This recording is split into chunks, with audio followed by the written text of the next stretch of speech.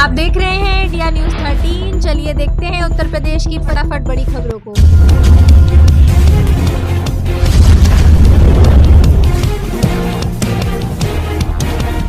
लखनऊ में नर्सरी तक के सभी स्कूल बंद, कक्षा 1 से 8 तक की क्लासेस की टाइमिंग बदली। लखनऊ में ठंड और कोहरे के कारण प्रशासन ने नर्सरी तक के सभी स्कूल 27 दिसंबर तक बंद रखने का निर्णय लिया है। डीएम ने इस संबंध में आदेश जारी किया है, जिसमें कक्षा 1 से 8 तक की कक्षाएं सुबह 10 बजे से 3 बजे तक संचालित करने की अनुमति दी गई। यह आदेश सभी सरकारी और प्राइवेट स्कूलों पर लागू होगा। यूपी में स्मार्ट प्रीपेड मीटर से 7% तक महंगी हो सकती है बिजली। पावर कॉर्पोरेशन ने आयोग में दाखिल किया प्रस्ताव। मौजूदा बिजली उपभोक्ता के यहाँ भले ही मुफ्त में स्मार्ट प्रीपेड मीटर लगाए जा रहे हैं, लेकिन उसके एवरेज में 6 से 7% तक बिजली महंगी हो सकती है। विद्युत नियामक आयोग में प्रस्ताव दाखिल कर पावर कॉर्पोरेशन प्रबंधन स्मार्ट मीटर पर आने वाले खर्च का बोझ टैरिफ के जरिए उपभोक्ताओं से वसूलना चाहता है। यूपी में सुपर फूड मोरिंगा से संवर रहा ग्रामीण महिलाओं का भाग्य, आत्मनिर्भर बन रही बेटियां। मुख्यमंत्री योगी आदित्यनाथ के आत्मनिर्भर उत्तर प्रदेश के संकल्प को ग्रामीण अंचलों में सहजन की पत्तियों ने एक नई उड़ान दी है। लखनऊ, अयोध्या और बाराबंकी की हजारों महिलाओं के लिए यह आजीविका का आधार बन गया है। इस पहल ने महिलाओं को आर्थिक रूप से स्वतंत्र बनाया है और ग्रामीण अर्थव्यवस्था में वैल्यू एडिशन किया है। 1000 से अधिक महिलाएं स्वरोजगार से जुड़ी हैं, जिससे उनकी मासिक आय 10,000 तक पहुंच गई है।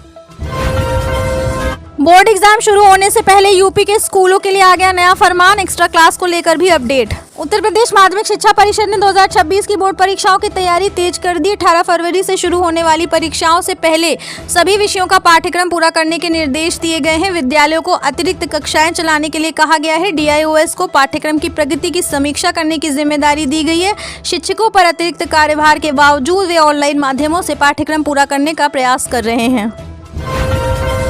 क्या रद्द होगी यूपी TET 2026 परीक्षा? आयोग ने बुलाई मीटिंग, जानिए TET को लेकर क्या कहा। उत्तर प्रदेश शिक्षा सेवा चयन आयोग के नवनियुक्त अध्यक्ष डॉक्टर प्रशांत कुमार की अध्यक्षता में हुई पहली बैठक में शिक्षक पात्रता परीक्षा को लेकर बड़ा और अहम फैसला लिया गया है। बैठक में बताया गया है कि परीक्षा तिथियों के निर्धारण से पहले अन्य आयोगों और भर्ती संस्थाओं के परीक्षा कैलेंडर का गहन अध्ययन किया जाएगा। इसके बाद ही नई समय सारणी तय की जाएगी, ताकि परीक्षाएं आपस में टकराएं नहीं और उन्हें पारदर्शी व सुचारू ढंग से संपन्न कराया जा सके। इस फैसले से साफ है कि 29 और 30 जनवरी 2026 को आयोजित होने वाली TET परीक्षा भी स्थगित होगी। यूपी में प्रदूषण रोकने के लिए बना मास्टर प्लान। 3460 किलोमीटर सड़क को धूल मुक्त करने के लिए 256 टीमें तैयार। इन वाहनों पर एक्शन की तैयारी। NCR, लखनऊ और कानपुर में खतरनाक स्तर पर वायु प्रदूषण बढ़ने के बाद उत्तर प्रदेश प्रदूषण नियंत्रण बोर्ड ने मंगलवार को समीक्षा बैठक कर एक्शन प्लान तैयार किया। बैठक में पर्यावरण मंत्री डॉक्टर अरुण कुमार सक्सेना ने सड़कों की धूल, वाहनों और औद्योगिक गतिविधियों को हवा की खराब गुणवत्ता का मुख्य कारण बताया। बोर्ड ने बताया कि प्रदूषण नियंत्रण के लिए विभिन्न विभागों की कुल 256 टीमें तैयार हैं। सड़कों की धूल पर नियंत्रण के लिए 58 मैकेनिकल रोड स्वीपिंग मशीनों, 332 वाटर स्प्रिंकलरों और 358 एंटी स्मॉग गनों को मैदान में उतारा गया है। 3460 किलोमीटर सड़क मार्ग को धूल मुक्त करने के लिए विभिन्न विभागों को जिम्मा दिया गया है।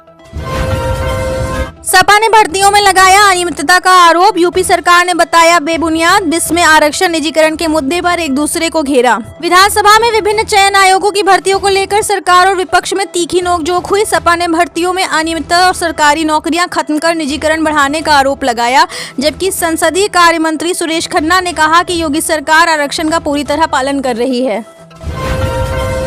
इतिहास से प्रेरणा लेकर समाज को आगे बढ़ाना होगा। सीएम योगी ने छात्र छात्राओं को दिया मूल मंत्र। मुख्यमंत्री योगी आदित्यनाथ ने कहा कि समाज को आगे बढ़ाने के लिए इतिहास के गौरवशाली क्षणों से प्रेरणा लेना आवश्यक है। उन्होंने कॉलविन तालुकेदार्स कॉलेज में आयोजित 134वीं वार्षिक खेलकूद प्रतियोगिता में विद्यार्थियों को संबोधित किया। योगी ने कहा कि शिक्षण संस्थानों की समाज को जोड़ने में महत्वपूर्ण भूमिका होती है। उन्होंने विद्यार्थियों को अनुशासन, परिश्रम और रचनात्मक गतिविधियों से जुड़ने का यूपी 112 ने देश की पहली एंड्रॉयड इमरजेंसी लोकेशन सर्विस को किया सर्कुलेट। उत्तर प्रदेश में विश्व स्तरीय आपातकालीन फीडबैक को मिली नई ऊंचाई। Uttar Pradesh integrated emergency communication and command centre system UP 112 ITECCS ने एंड्रॉयड इमरजेंसी लोकेशन सर्विस को सफलतापूर्वक परिचालन में ला दिया है। इसके साथ ही उत्तर प्रदेश भारत का पहला राज्य बन गया है जिसने इस उन्नत आपातकालीन लोकेशन तकनीक को अपनी आपात प्रतिक्रिया प्रणाली में लागू किया है। यह पहल सीएम योगी आदित्यनाथ के मार्गदर्शन एवं दूरदर्शी दृष्टि के अनुरूप है, जिसका उद्देश्य प्रौद्योगिकी आधारित शासन और संस्थागत सुधारों के माध्यम से कानून व्यवस्था को सुदृढ़ करना तथा नागरिकों को विश्व स्तरीय आपातकालीन सेवाएं उपलब्ध कराना है। यूपी 112 की नागरिक केंद्रित, विश्वसनीय और प्रौद्योगिक सक्षम आपात प्रतिक्रिया के प्रति प्रतिबद्धता को सुदृढ़ करती है, जो वैश्विक सर्वोत्तम प्रथाओं के अनुरूप है।